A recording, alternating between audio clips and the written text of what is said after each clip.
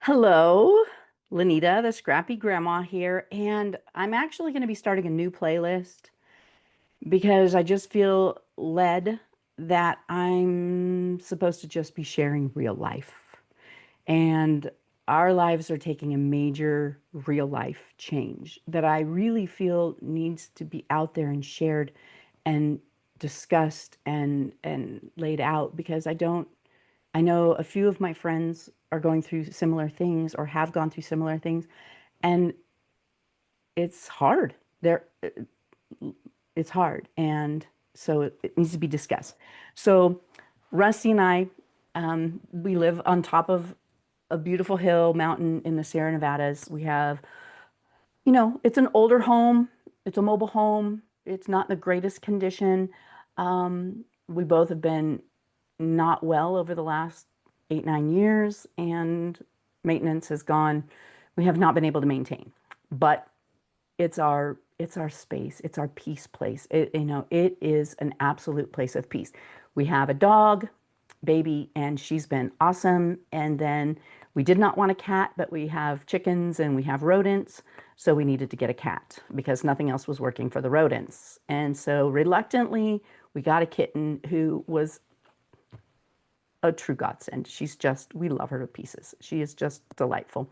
And it's interesting because Rusty and I will be, it's like, man, our home is just so peaceful and it's so beautiful and it just feels good here. It feels good. Well, our life's taking a major change. And we need to learn how to maintain our peace even through major changes. Um, Last week, I mean, this has been a fast thing. Last week, I um, I actually had spent 3 weeks with pneumonia and recovering from pneumonia, and I wasn't really able to check in a lot with my dad. And then he just recently moved. We helped pack him up and moved. He moved to North Carolina to live with his sister in July, and he had been being treated for prostate cancer. And, the doctor said that after the radiation treatments, in a couple weeks after they stopped, he should start feeling better. And then, and I hadn't heard from him and didn't really, I talked to him here and there, but hadn't really heard much from him. And then I got an email from my aunt, his sister, who he moved in with, that he was not doing well. He was actually in a physical therapy facility because he kept falling. And how it progressed is they thought that the cancer, which was prostate that metastasized to his hips, was causing the weakness in his legs and causing his falls. And so he was in the facility, and I had a conversation, so I was sick and I was like, okay, I finally started getting some energy back. It's like, okay, I need to check in on my parents because my mother herself just got out of a physical therapy facility for a fracture in her spine. She wasn't able to walk and has to go through physical therapy. Um, so it's like, okay, I need to check on both my parents and see how everyone's doing. And call my dad, and he's like, after I get out of here, I don't have anywhere to live. Cecilia's not able to help take care of me. His sister, she's 82, has her own health issues, and their daughter, bless her heart, I don't know her. She's my cousin, but I've never met her before. But her name is Stacy, and she is amazing. I can't wait to meet her. But she's been taking care of not only her sick mom and my dad.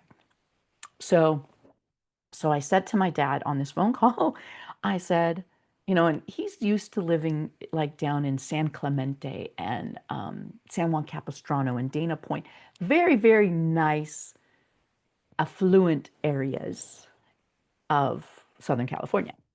And that's been his lifestyle. He was an attorney, had a very nice life. And so I said to him, kind of, you know, well, maybe you might need to consider moving to Fresno, which is the biggest town by where we live, um, about an hour away. And he gave me that kind of awkward laugh, like most people would who know Fresno. Like, why would anybody want to move to Fresno?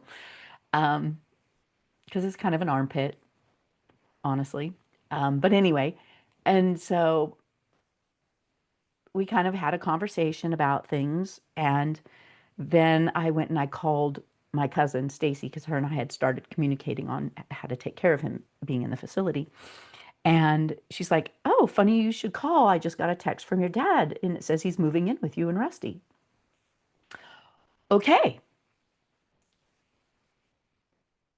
And so Rusty and I, we had a conversation, and it was like, okay, let's figure this out.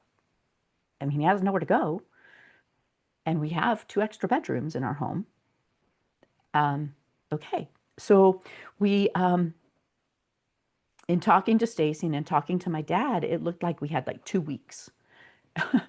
And our house is not in a position to have someone else come and live here, especially from, at that point he was wheelchair bound. And like, okay, we have to build ramps. And in looking at, we're probably going to have to knock a wall out between the one spare bedroom and the bathroom. So he has, a big enough access for a wheelchair to accommodate that, getting a hospital bed and a wheelchair and a recliner, that, puts him up straight and all the things.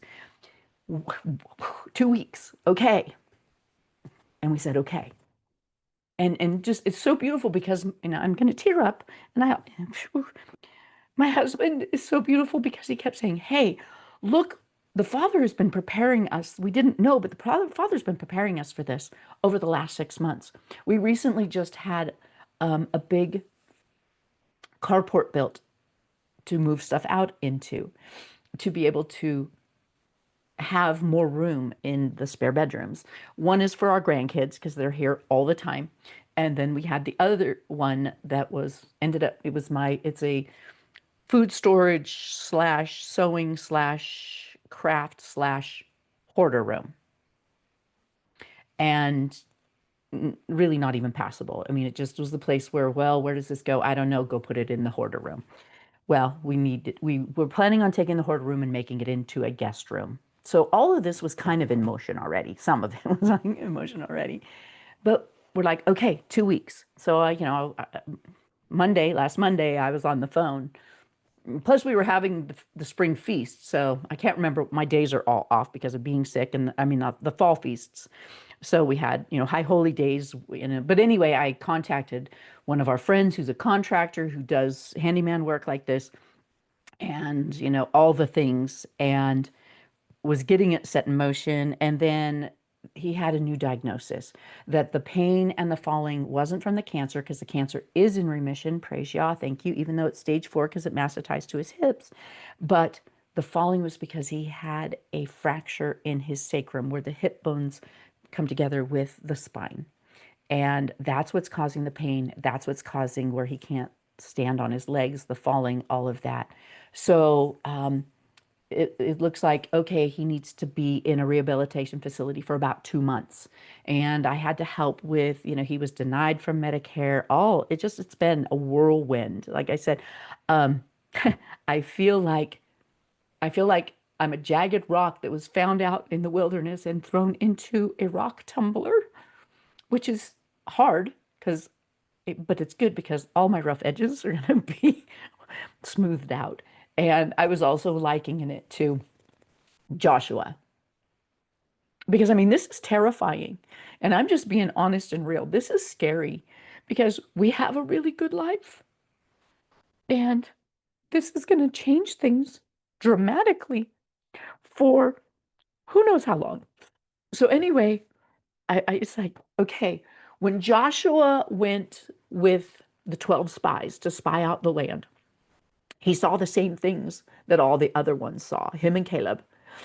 And they came back and they probably in their mind thought, this is scary because there's giants and there's fortified cities and it's terrifying, but God, He is promised, He is bigger, right? And that's how I feel it is like, okay, we're taking this on.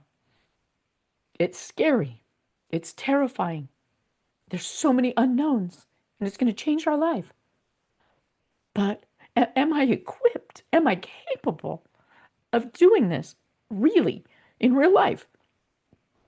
But God.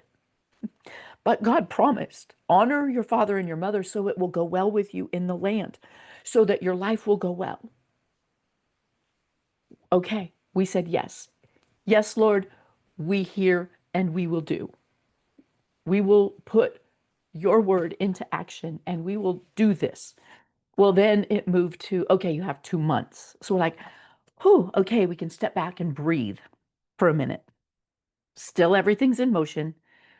Whew, but our time frame has given us a little bit more.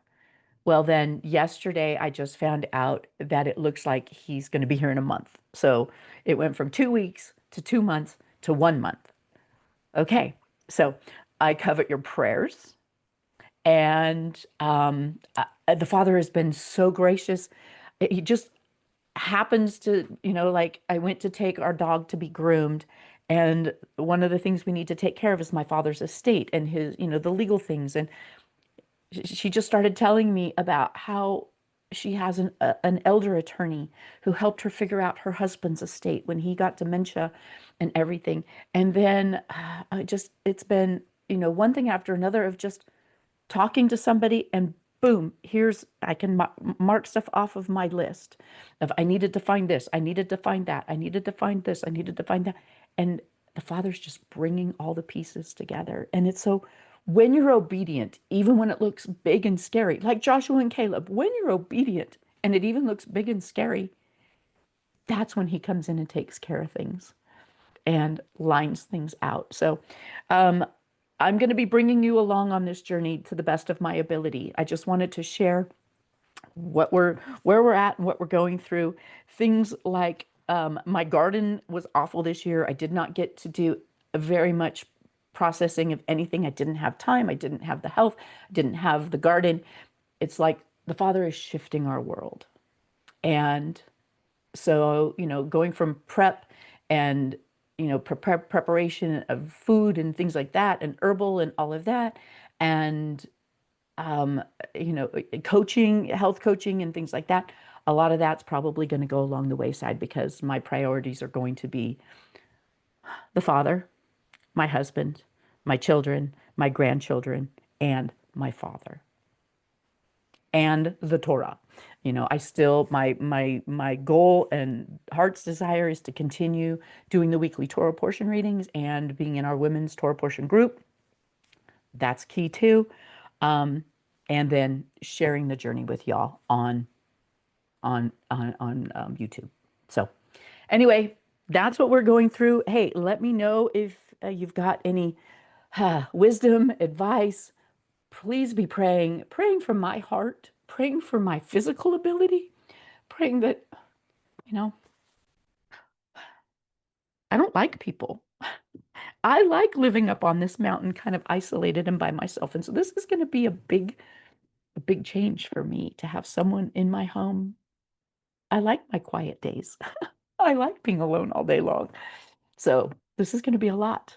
So I need your prayers because the Father's going to be changing me, but I know that He's going to be polishing me into something beautiful through the process. So thank you for listening. If you've got any comments, concerns, share prayers, help, let me know in the comments.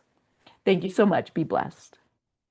And I'll see you next time. I might share some video of the things that we're doing as we're doing them. I will be sharing videos of us doing the things that we are be doing to prepare as this goes. So welcome to our life journey, doing Bible things in Bible ways in real life situations.